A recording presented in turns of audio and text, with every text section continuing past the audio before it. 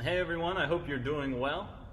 Today we're going to talk about stress a little bit and being overwhelmed by things. This can be a stressful time, especially with the current state of COVID and just different things going on in our lives. And some people going back to work, some people worried about what college is going to look like for them this year, or what school might look like, or how sports are going to play out. There's all different things going on right now that can stress you out. You're not having your normal routine. For me, I'm used to being able to, we should be at church camp this week, and this year we're not. And so there's just different things that can be stressing you out. And so I want to talk to you a little bit about stress and how Jesus handled it in a sense. But I want you to think about, what is it that you gravitate towards when you're stressed, or when you're overwhelmed, or you just feel like, man, life's just coming at you really hard and really fast and you just don't know what to do. What is it that you kind of gravitate towards? What is it that's kind of your go-to? For me, it would be mowing the grass. I know that sounds silly, but when I'm overly stressed, or when I'm really worried about something, or just feel like I'm overwhelmed, there's a lot going on, I love to mow the grass for a couple different reasons. One, it gets me some alone time. I put in my headphones, I listen to music, and it's just me and the mower in the yard. There's no people, no interaction. So that's one way I like it. But another reason I like it is that I can actually see progress being made. So sometimes in life I get stressed because it's I'm doing all this stuff, but I just don't see the progress. But when I'm mowing the grass, I can look back and see, oh, okay, I've already did this spot, I can see some progress. So for me, that's one of my stress go-tos. I love to just jump on the mower and mow the grass. So I'd love to hear, what is it that you like to do? And so look forward to hearing that. But in Mark chapter 1, we read about one of the busiest men on earth, right? Jesus came to this earth when he was born. He had this kind of timeline that he was working on. There were so many things that he had to get done before he went to the cross. And in Mark chapter 1, we read about how Jesus announces the good news, that that there's good news to be heard. He calls his disciples. It says that he drives out impure spirits. Goes on to talk about how he heals many. He heals this woman of a fever, and then people just started showing up at the house at the door and started asking him to heal them. And it says that he healed many. I'd love to know, how many people Jesus really healed that day. But I want you to notice what happens in verse 35. After that long day, after doing all of that work, I know for me, when I have a busy day, the next day I want to just sleep, right? You just want to relax. You just want to sit down. Jesus probably would have been tired, probably would have been stressed, probably would have been overwhelmed at the idea of man, that was a lot of people, and I know that there's going to be more the next day. Notice what Jesus does. In verse 35, it says, very early in the morning, while it was still dark, Jesus got up and left the house and went off to a solitary place where he prayed. Simon and his companions went to look for him, and when they found him, they explained, hey, everyone is looking for you. And then Jesus goes on to say, hey, let's go somewhere else. There's more work for me to do.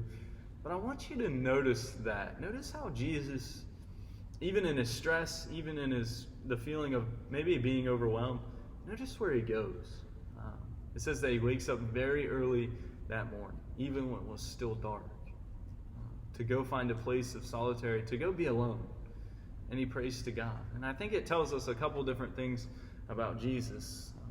One, Jesus recognizes that he can be spiritually fed around big groups of people, that he can preach and teach the gospel and share the good news to many different people, but he still needs that time alone with God. We all need that moment where we can just be open and honest with God, about our situations, the things that's going on in our lives. And I truly think that's one of the reasons that Jesus does this, is that he has this, he's had this long day, and he just wants to go be with the Father. He just wants to go be with God and let God know the things that he's feeling.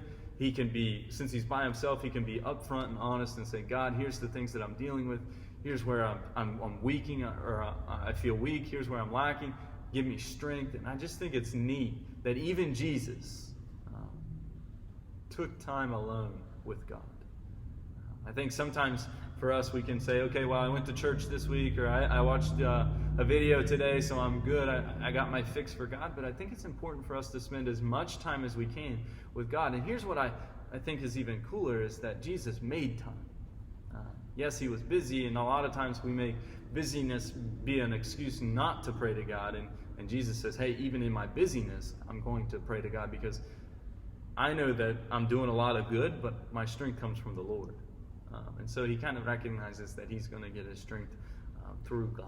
And so I hope this is an encouragement to you. And I hope that this week, here's your challenge. I hope that tonight, we're not having youth group here at the building. I hope that you can take 5 minutes. Go find a place where you can be alone. Whether that's in your room with the door shut. Whether that's going for a walk outside. Maybe you have a certain spot in your house or your yard that you like to just kind of hang out in. Find a spot. Maybe it's on the swing set. Wherever it is. Spend some time praying to God. Be honest with God. Up front with God. Let God know the things that you're dealing with. Let God know the exciting things that's going on in your life. Let God know the things that are wearing you out. Let God know the things that you are seeing and things like that. And so be encouraged and know that even in your busyness that God wants to hear from you. He wants to hear from you more than ever. And know that even when in your busyness, you probably need to talk to God more than ever. And so I hope and pray that you'll be encouraged and that you'll spend some time this evening or this week in prayer with God, because I know that he wants to hear from you. And that's just kind of a neat thing that we see with Jesus. You know, the very next passage says that he's going to go heal a man with leprosy. He's going to heal and forgive a paralyzed man. He's going to eat with sinners. He's going to preach and teach and do all of these things. But notice what he did first. Even after a busy day, the first thing he knew he needed to do was be reconnected with God. And so this evening, reconnect with God leading into your Thursday. So I hope you guys are doing well. Hope you're staying safe. Look forward to being back at youth group next week. Look forward to seeing you Sunday, whether it be online or here at the building. Have a great week, guys. See you soon.